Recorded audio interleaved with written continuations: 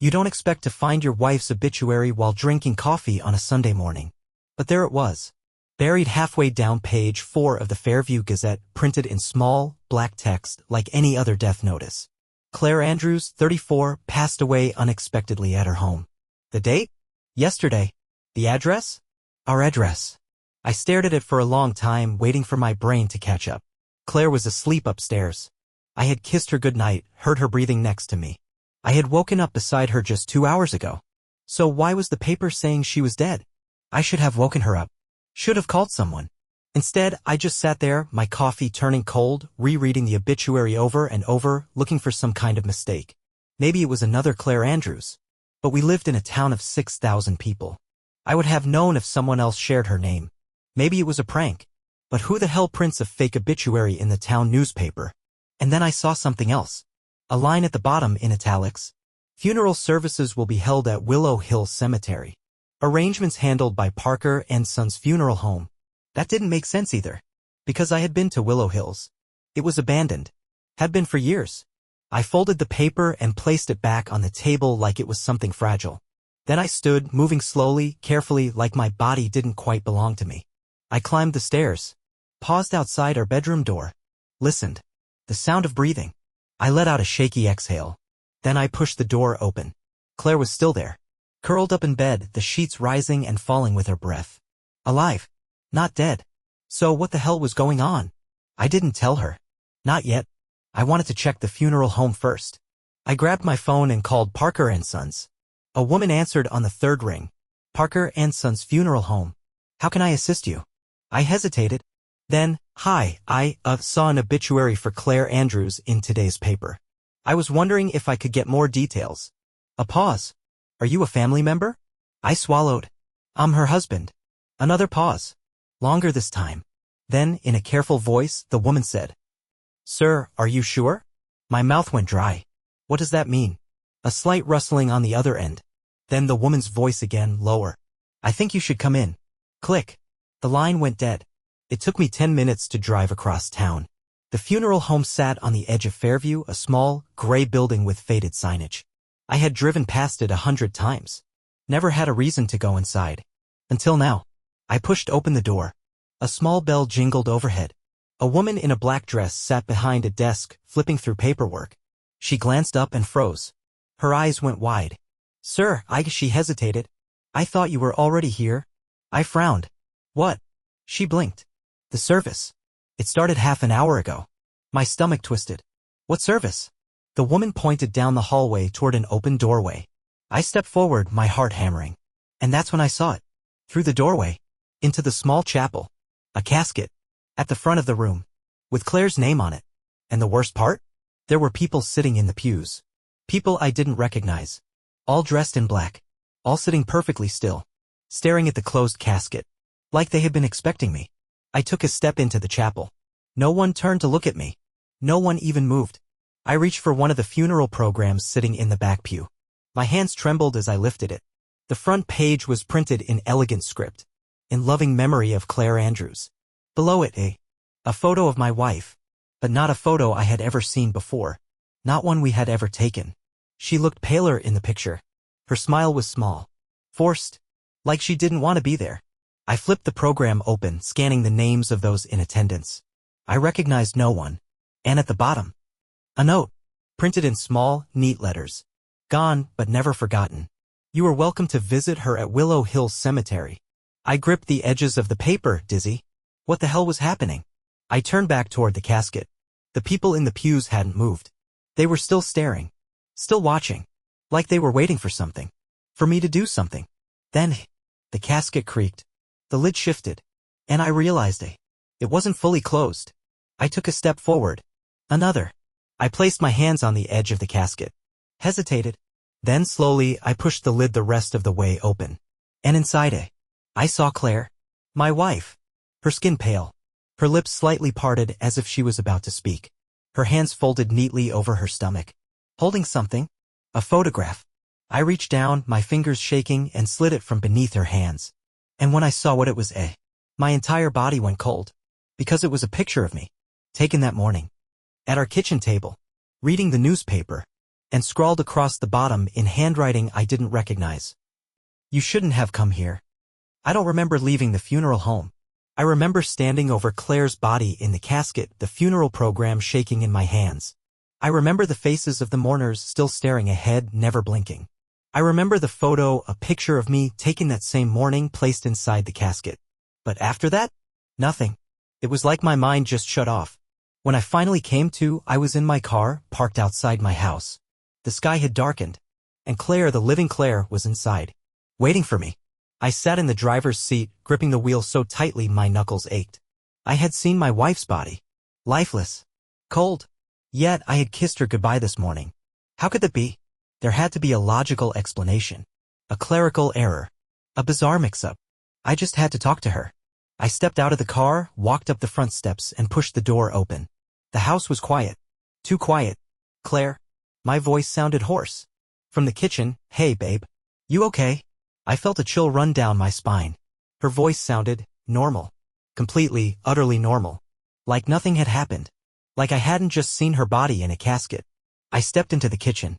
And there she was. Alive. Smiling. Stirring a cup of tea. Like a perfectly normal evening. Except it wasn't. Because I had seen her dead. And the worst part? Now that I was looking at her, really looking at her, I noticed something was off. Not in an obvious way. Just small things. Her hair was slightly shorter than it had been that morning. Her nails were freshly painted, but I knew she hadn't gone to the salon. And her shirt, it wasn't hers. Claire never wore button-ups. But now, she was standing in the kitchen, wearing one like she'd owned it for years. Something was wrong. This was Claire. But at the same time, it wasn't. I forced a smile and sat down at the kitchen table.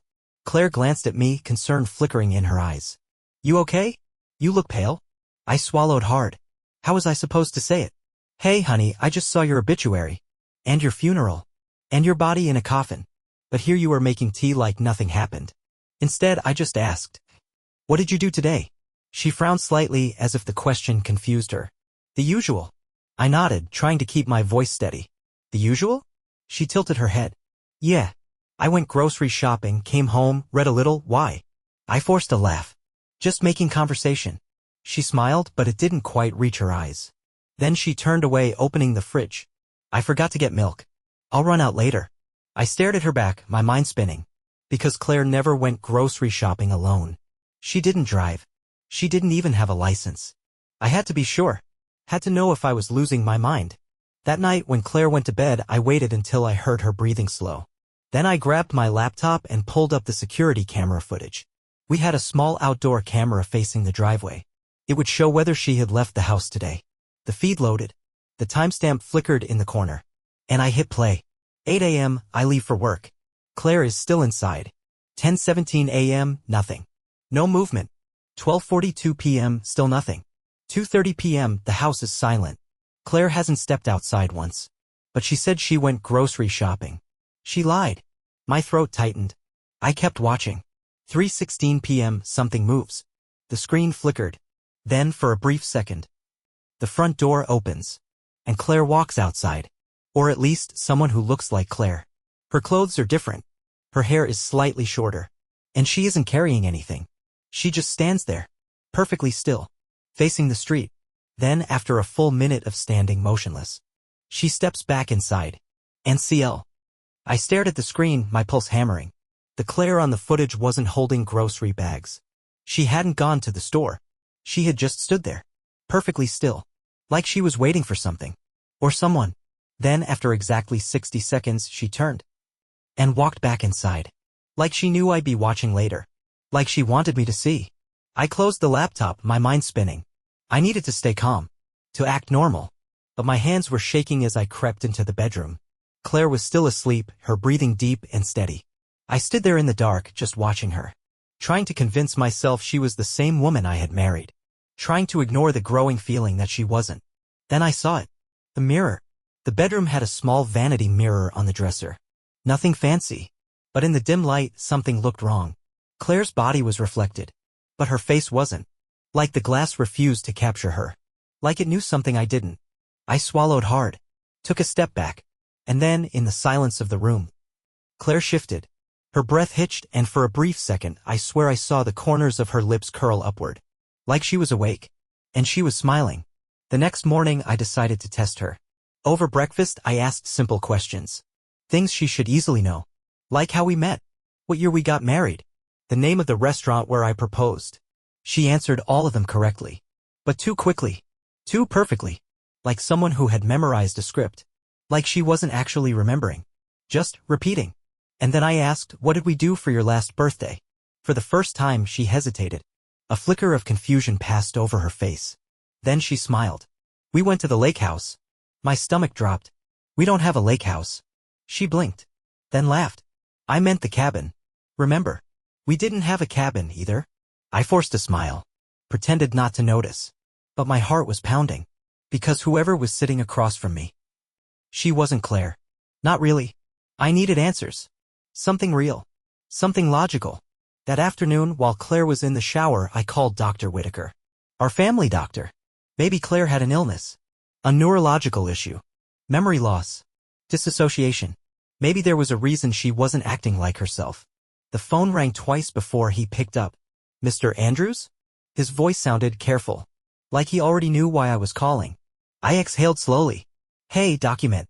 I just wanted to check, has Claire been in to see you lately? A pause. Then. Sir, I thought you knew. My stomach clenched. Knew what? Another pause. Then. Your wife was pronounced dead 3 days ago. I gripped the counter to keep from falling over. She's not dead, I whispered. Dr. Whitaker sighed. I signed the death certificate myself. Cause of death was cardiac arrest. I shook my head violently. That's not possible. I turned toward the hallway. The shower was still running. Claire, or whoever she was, was still in there. Alive. Breathing. She's here, I choked out. Another silence.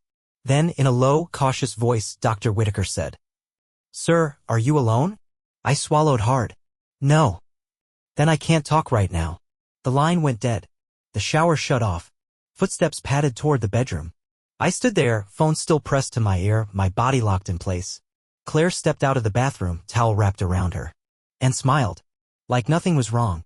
Like she hadn't just been declared dead 3 days ago. That night, I barely slept. I lay there, staring at the ceiling, feeling her breathing next to me. The warmth of her body. The steady rise and fall of her chest. Everything about her seemed real. But the death certificate said otherwise. So did the obituary. So did the closed casket funeral. I needed proof. I needed to see it for myself. So, the next morning when Claire left for her morning walk up, I went back to Willow Hill Cemetery. The grounds were overgrown, graves covered in weeds. I walked past rows of faded tombstones, my heart hammering. Until I found it. Her grave. Claire Andrews.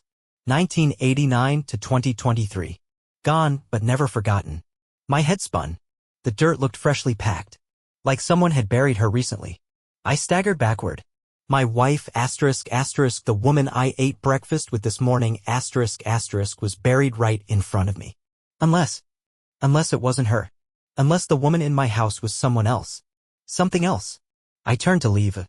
And froze. Because parked at the far end of the cemetery, half hidden behind the trees, was our car. And sitting inside it, watching me, was Claire. Her head tilted slightly. Expression unreadable. Like she had been waiting for me to find this. Like she wanted me to know. I locked eyes with her, my entire body numb with fear. And she did something that made my blood run cold. She raised her hand. And waved. The exact same way she had on the security footage. Like a silent warning. Or a goodbye. I drove home in a daze. My hands were shaking on the steering wheel. My mind kept replaying the same 2 images. Claire's fresh grave. And Claire sitting in our car, watching me. Both of them couldn't be real. One had to be a lie. But which one? And more importantly, who was lying to me? When I pulled into the driveway, Claire was already inside. I hesitated at the door, my heart pounding. I could still leave, get in the car and never come back. But then I thought of Ethan and Lily. Of the life we had built together. And the fact that if Claire, the real Claire, was buried in the ground, then the woman inside my house was something else entirely. I pushed open the door. Claire was waiting for me in the kitchen. Hey, she said softly. Where'd you go? My throat tightened. I knew I couldn't play dumb anymore. I had to face it. Claire, I whispered. I saw your grave. She blinked.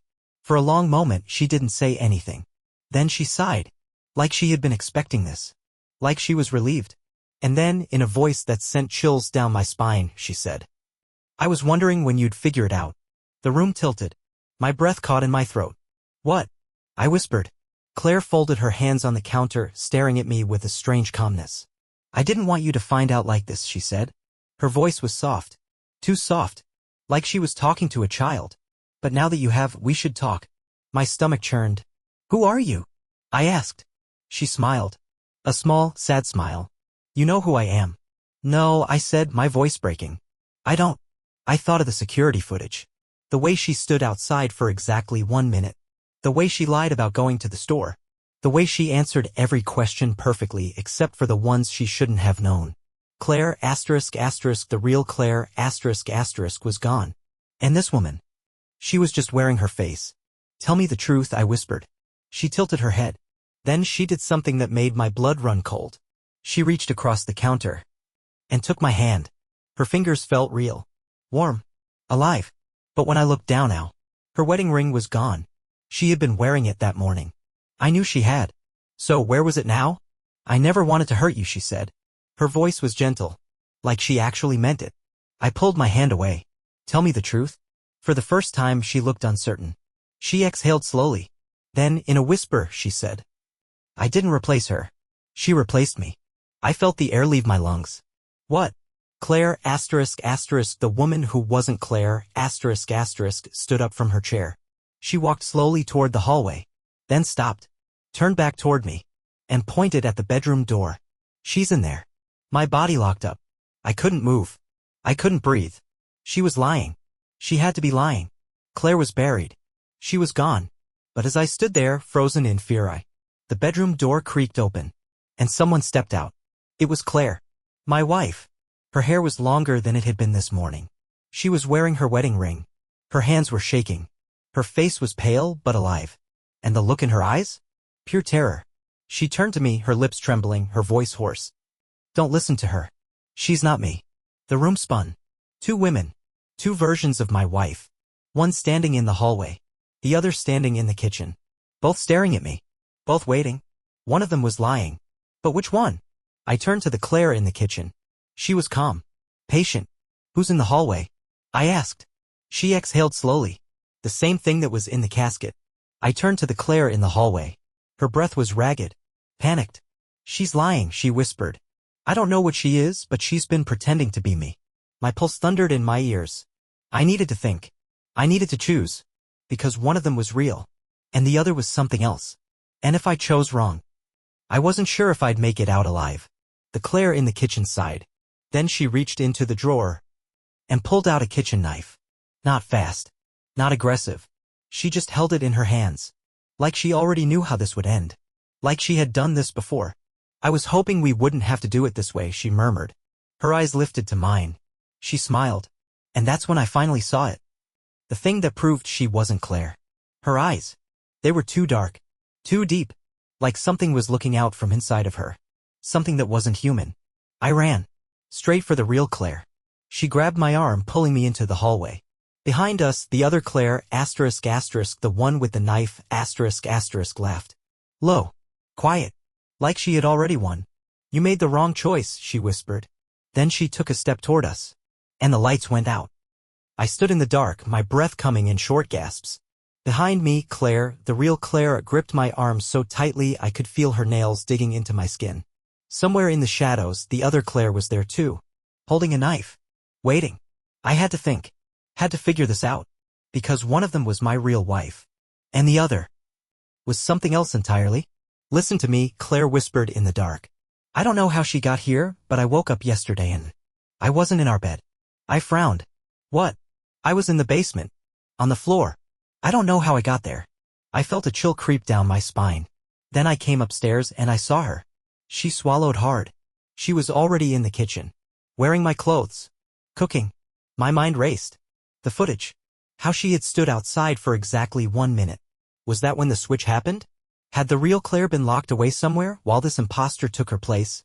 If that was true, then the woman holding the knife in the kitchen wasn't Claire. She was pretending. But why? And how? I had one shot to prove it. Something objective. Something real. "Claire," I whispered, pulling out my phone. Remember the DNA kit you did last year? Yeah? I tapped my screen, pulling up an old email. This kit connects to your medical records. I held up the phone. It showed Claire Andrews. Blood type A negative. I turned to the darkness. To the other Claire. Tell me, I said, my voice shaking. What's your blood type? Silence. Then, a soft, almost amused chuckle. That's a clever trick, she murmured. I took a step back. Then the lights flickered back on. And I saw her. Claire, asterisk, asterisk, the other Claire, asterisk, asterisk, standing in the kitchen. Still holding the knife? But her expression had changed. She wasn't smiling anymore.